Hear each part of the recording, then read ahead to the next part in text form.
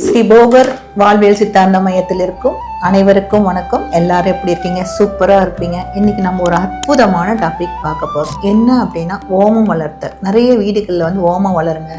கல்யாணம், குழந்தை பிறப்பு, பேர் வைக்கிறது, அதுக்கப்புறம் நிறைய விஷயங்கள் வீட்டில் வந்து ஒரு பூஜை, இந்த மாதிரி நல்ல விஷயம் நடக்கணும் அப்படின்னா எல்லார் வீட்லேயும் ஓமம் செய்கிறாங்க. அந்த ஓமத்திலேயே அவ்வளோ அற்புதம் நிகழ்கிறது அப்படின்னு கேட்டிங்கன்னா அது வந்து எதிர்மறை எண்ணங்களை நீக்கி பாசிட்டிவான வந்து நேர்மறை எண்ணங்களை உருவாக்கும் தன்மை உடையது அந்த ஓமத்திற்கு. ஏன்னு கேட்டிங்கன்னா 108 மூலிகைகள் போடுறாங்க. அதில் வந்து ஒவ்வொரு மூலிகைக்கும் ஒவ்வொரு தன்மை இருக்குது. அந்த மூலிகை அதுக்கப்புறம் பார்த்திங்கனாக்கா வரட்டி, பசு சாணத்தில் உங்களுக்கு தெரியும் நல்லா பாசிட்டிவ் வைப்ரேஷன் இருக்குது.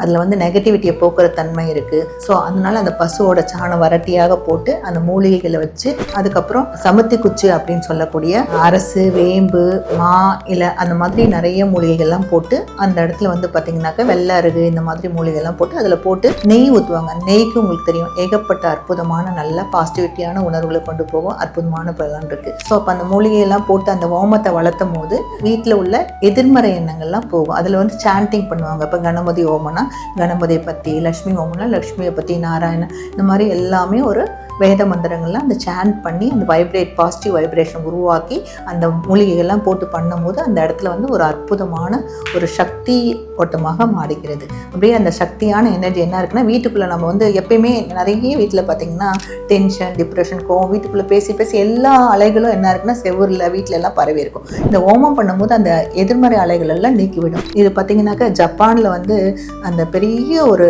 உங்களுக்கே இருக்கும் விஷவாய்வை தாக்கி இந்த இடத்துல எல்லாரும் இறக்குறாங்கன்னா ஒரே வீட்டில் மட்டும் செய்யலாம். அவங்க என்னென்னா ஒரு பூஜை வச்சிருந்தாலும் நாள் பூரா ஓமம் வளர்த்திருக்காங்க. அந்த ஓமம் வளர்த்தின அந்த வீட்டில் இருக்கவங்க மட்டும் இறக்கல. ஸோ அப்போ தான் சயின்டிஃபிக்கலாக கண்டுபிடிச்சிருக்காங்க இந்த ஓமத்தில் அவ்வளோ பவர் இருக்கா. ஸோ இந்த ஓமத்தை சுவாசிக்கும் போது நமக்கு வந்து நோய் கிருமிகள் கூட போய் நம்ம உடம்பு வந்து எனர்ஜெட்டிக்காக மாறுது. நல்ல ஒரு மெடிடேஷனுக்கான வைப்ரேஷனாக மாறுது.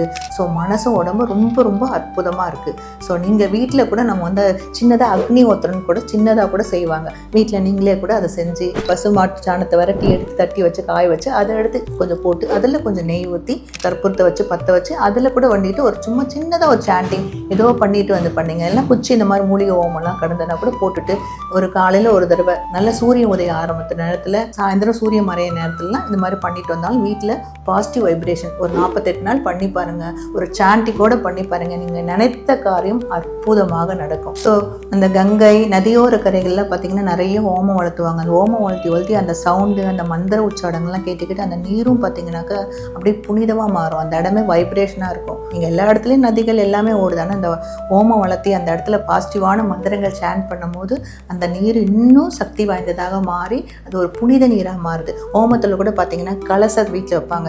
கலசத்தில் வச்சு கொஞ்சம் எலுமிச்சப்பழம், பச்சை கற்பூரம், மூலிகை திரவியங்கள், ஓம திரவியங்கள்லாம் போட்டு அதுக்குள்ளே மூடி வச்சுருப்பாங்க. மூடி ஒரு தேங்காய் வச்சு மாவிலெல்லாம் வச்சு தேங்காய் வைப்பாங்க. அதை வச்சுட்டு அந்த பூஜை எல்லாம் மந்திரம் சாண்டிங் அதெல்லாம் பண்ணும்போது அந்த நீர் என்ன பண்ணுதுன்னா மூலிகையோட வைப்ரேஷனையும் அந்த மந்திரம் சாண்டிங் வைப்ரேஷனும் அந்த நீர் இழுத்து நமக்கு அது வந்து நல்லா இன்னும் பவர்ஃபுல்லான ஒரு திரவியமாக மாறுது. அது வந்து நீங்கள் வீட்டில் எல்லா இடத்துலையும் தெளிச்சிங்கன்னா அதோட வைப்ரேஷனும் மாறுது. அப்போ எப்படி அந்த வார்த்தை தான் மந்திரம், வார்த்தை தான் தந்திரம், வார்த்தை தான் எந்திரன்னு சொல்லுவாங்க. அப்போ அந்த வார்த்தையால் சாண்டிங் எவ்வளோ முக்கியமோ, அந்த வார்த்தையால் நம்ம பேசுகிற வார்த்தைகள் எவ்வளோ முக்கியமோ, அந்த மாதிரி ஓமத்தில் போடுற திரவியங்களும் எல்லாம் சேர்ந்து நமக்கு ஒரு அற்புதமான பலனை தந்து நம்ம வாழ்க்கை மிக மிக அற்புதமாக இருக்கும். எதிர்மறை எண்ணங்கள் எல்லாம் போய் நமக்கு பாசிட்டிவாக இருக்கும். அதனால் வீட்டில் வந்து அடிக்கடி ஓமம் செய்யறது ரொம்ப ரொம்ப நல்லது. ஸோ இதை எல்லாரும் ஃபாலோ பண்ணி பாருங்கள். ஸோ அடுத்த வீடியோவில் இதை பற்றி இன்னொரு விஷயத்தை அற்புதமாக பேசுவோம். அனைவருக்கும் நன்றி, வணக்கம்.